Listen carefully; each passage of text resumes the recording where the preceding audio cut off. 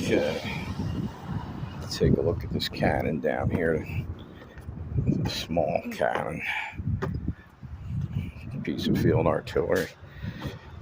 I think last time I was down here was about 7 months ago. I walked through here. It's the beginning of winter time, I think, and took a picture standing behind this cannon over here.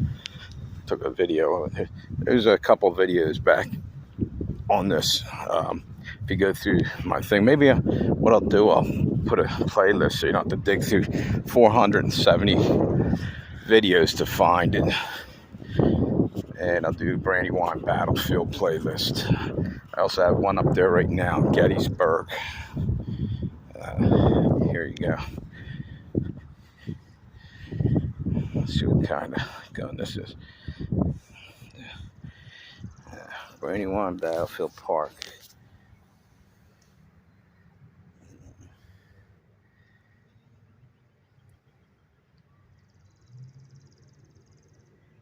SR, that's Sons of Revolution. Sons of the Revolution. There you go. Small gun. I don't know if they call this a Napoleon or what. I forget what the. It says. Check this out. This was surrendered by the Convention of Saratoga, October 17th. Looks like 1777.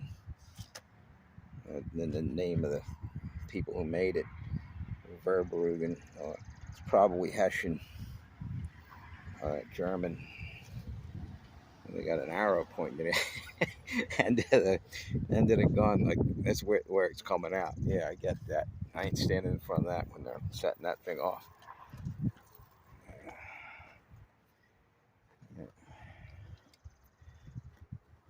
Yeah, I took a video where I was sitting back here like this. I think I did that back in September or something. Coming across the street, go up the hill here, go over to George Washington's headquarters. Man, there's a lot of violence out today.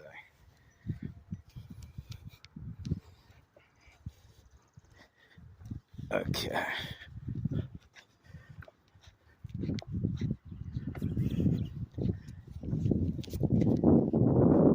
This little bridge is kind of neat down here, a wooden bridge.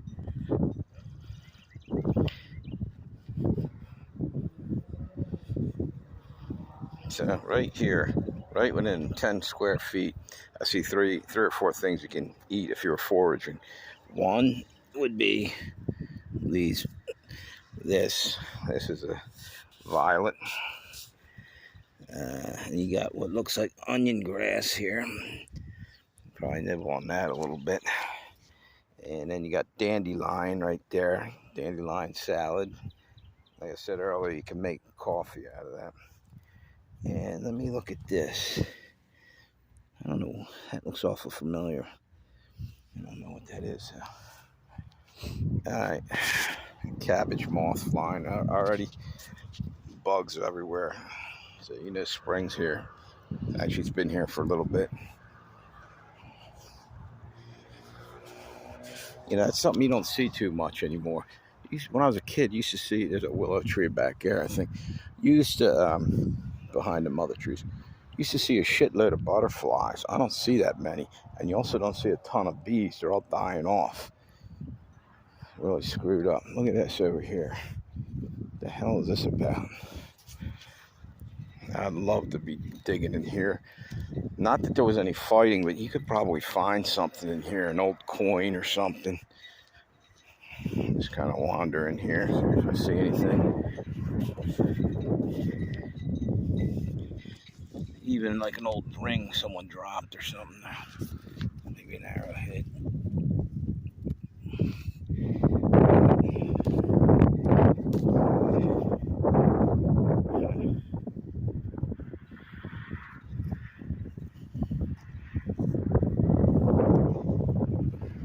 Love to run a metal detector through this area. We did down the street, I think I said it earlier, over by the school on the other side of the river there. There's probably frogs down here in this little stream. Be another source of food if you're out here foraging. What the hell is that over there? Is that a stick or a bird I'm looking at? I can't tell. Yeah, it's like a stick.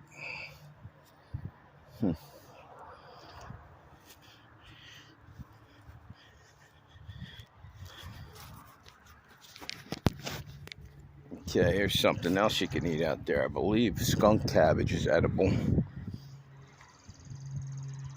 If you can get past the stink.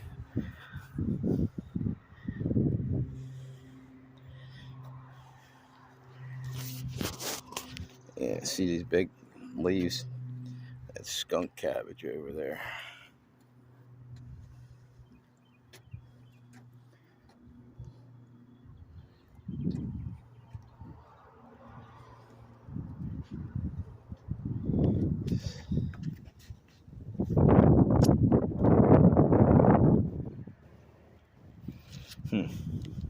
There's a bird over there. I don't know if you can see, he's on that. He's over there somewhere. Gone. If you go up that way, I think that's the Gilpin house is over that direction. That was General Marquis de Lafayette, French soldier who was a friend of Washington by the end of the war. Came back over to America after the Revolution. I believe he brought his son over here, and they were actually in old Newcastle, stayed there for a little while. I might have mentioned it on my old Newcastle video. Let's go up here. Go right over this crest of this hill. If it's still there, yeah. I believe there's picnic area over here, and another thing you can eat all over the ground up here is acorns. Certain time of year, there's tons of them. Found a whole bunch last time. Now it's not the time for them though. So there's plenty of food out here to at least kind of keep you going for a little while longer, you know. But nobody ever looks at it like food. But when everything runs out, when the supply line dies, you're going to start looking.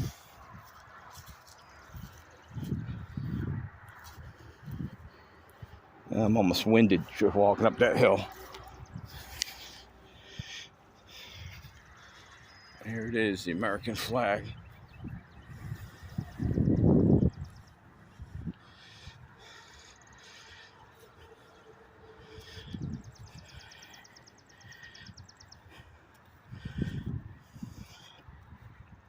It's like the War of 1812, when Francis Scott Key was imprisoned on a ship by the British and looked out over to Fort McHenry, I believe it was, and saw that thing flying. Wrote the Star Spangled Banner. Phew, man, I'm out of breath there for a moment.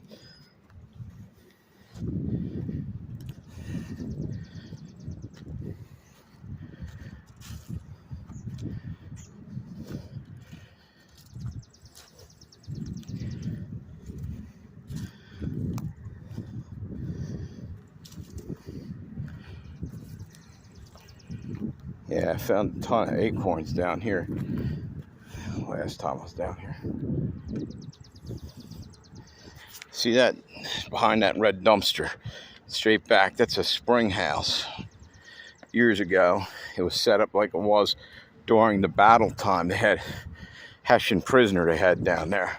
Hessian is just another form of, another meaning for German, because the Hessians were pretty much from that area. And anyway, they had a mannequin over here dressed up in uniform in the bottom of that thing. It's like a 12-foot drop, and there's a cage or a metal door on it. And one of the young girls over here that I was talking to yesterday, who works here, told me they got rid of it years ago. That's back in the 70s when I was a kid. But I remember that. I guess it looked too creepy. But it's part of history, man. It's what that was used for during the battle. I mean, it's also a spring house. George Washington probably kept anything that needed to be cold in there, like a root cellar type of thing. Let's see what we got. This thing drops down to, I don't know if you can see in there. Yeah, kind of creepy looking.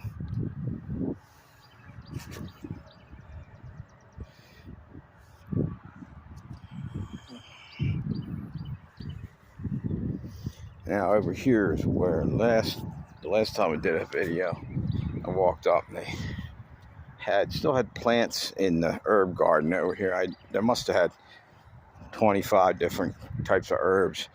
I think I identified every one but one I wasn't sure of.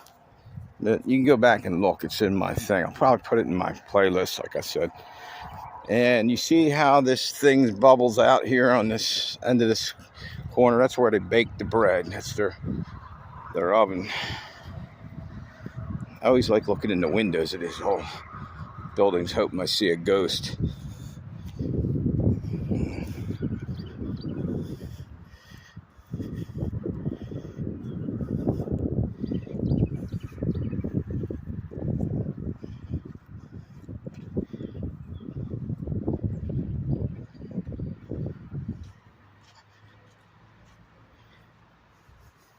See if we can look in there.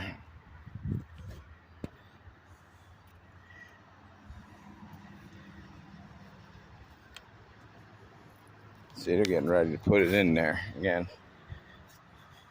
I think they had some perennials in there. I bet you they're coming up. Let's see if I can identify anything. That right there is bergamot. Bee balm right there. It's got like a citrusy smell to it. They used to use this. This is what they use, oil of bergamot in Earl Grey tea. Over here, this is lamb's ear. I wasn't aware that was perennial. That makes sense. Over here, you got dill, basil, obviously. And this looks like caraway, but I'm not sure. Actually, there might be a sign right there. I can't.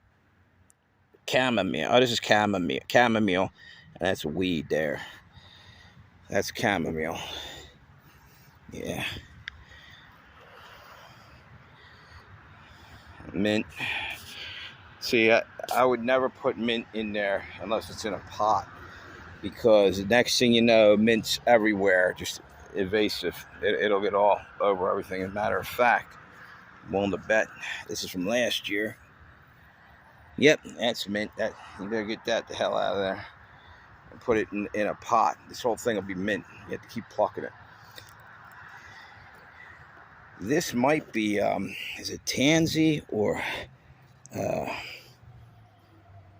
this is, I can't remember what this is. It's got a nice smell to it, though. Oh, maybe they got the, wait a minute, right there. Yes, it is tansy. I was right. See that?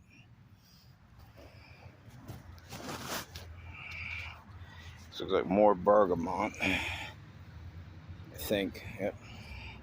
Bee balm, what's it called?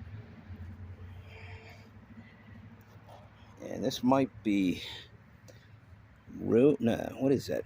Lovage. Yep, lovage. It's similar to parsley.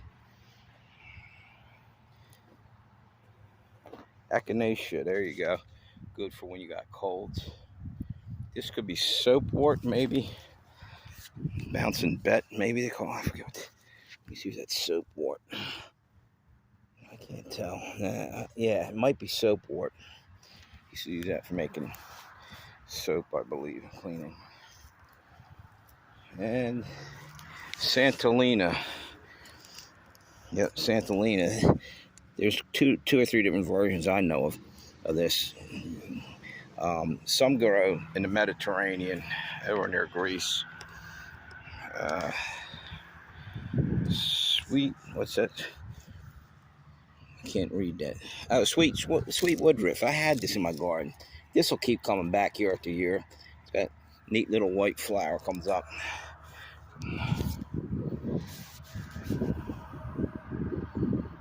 Dianthus, I don't remember that.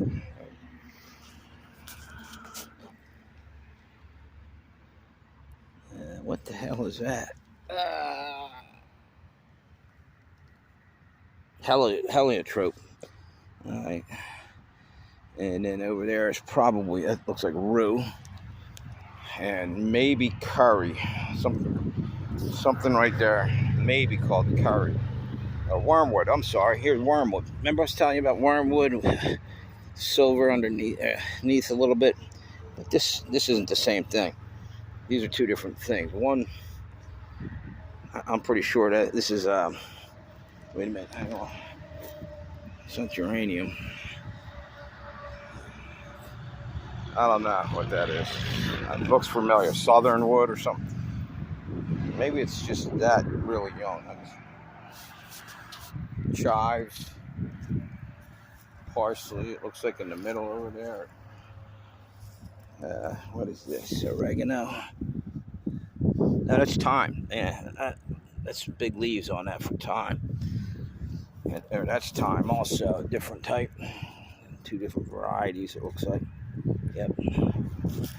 Lavender or rosemary here. Rosemary, sorry. Tarragon's going to be there according to that. What's that, dill? Anyway, let's look in here.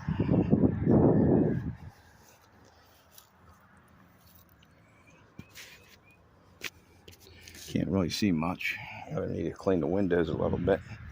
That glass is probably warping too. It's probably couple hundred year old glass.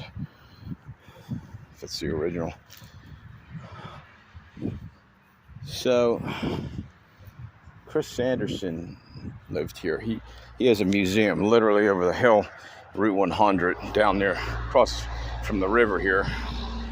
And here's a plaque about him. He lived here. I think he was a school teacher or something that taught violin lessons and stuff.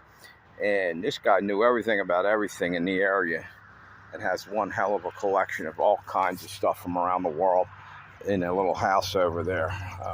Stuff from World War I, World War II. I think he lived there like the 1960s, possibly, somewhere around there. And he he was a caretaker of this place at one time. And if I'm not mistaken, this might have burnt down and it rebuilt it. Here's a lanyard, horse ring for tying your horse off. Maybe there was one here. Maybe that's the original. I don't know. And the root cellar probably down there. And that's about it for here. And we're going to go down the street and check that out.